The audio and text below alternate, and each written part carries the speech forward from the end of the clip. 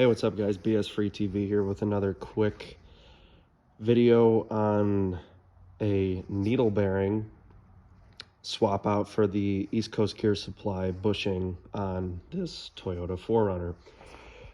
This has been a couple-day project. Not that it's supposed to take a couple days, but I've been doing this completely myself without the help of anybody. So it's fairly straightforward. You're just going to disconnect your, your tie rod, and you're going to disconnect your sway bar link, undo your hub here, take your CV axle out, and way up in here, as you can see, that is where this little rotten bastard hides. This is your needle bearing, and the problem is there's too much slop and too much play in here, and when you're in two-wheel drive you will get a vibration. I've always wanted a 4Runner. Finally ponied up and bought one. I bought one used. This one's got 120,000 miles on it. It's a 2015. It's in great shape, runs good. Just a run-of-the-mill SR5. I do plan on modifying it. New wheels, new tires, lift kit of some sort. And that is why I'm replacing this needle bearing with this bushing from East Coast Gear Supply. So basically what you're going to want to do is get your little extractor tool behind there. I'm not going to go too in depth. There's other videos that can show you better than I can. One thing I will show you though, and you can see that there's not much play between the tool and the needle bearing. And this little tool that sits behind the needle bearing isn't just right, and I mean just right. You will not be able to get this thing out. It has to be like right there. See how much overhang there is? There's like none. It is machined to fit perfectly. The reason I'm making this video is because if it is not seated perfectly, this will happen right here. And as you can see, I got out a nut and a plate because I do have some experience fabricating, and I was going to fabricate my own.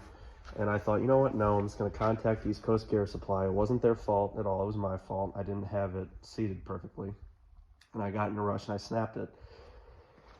But I believe his name is Chris, and I could be wrong, but I believe his name is Chris from East Coast Gear Supply. Overnight shipped me 2 for free when I told him what happened. And he explained to me the importance of making sure that this thing is seated on here just right.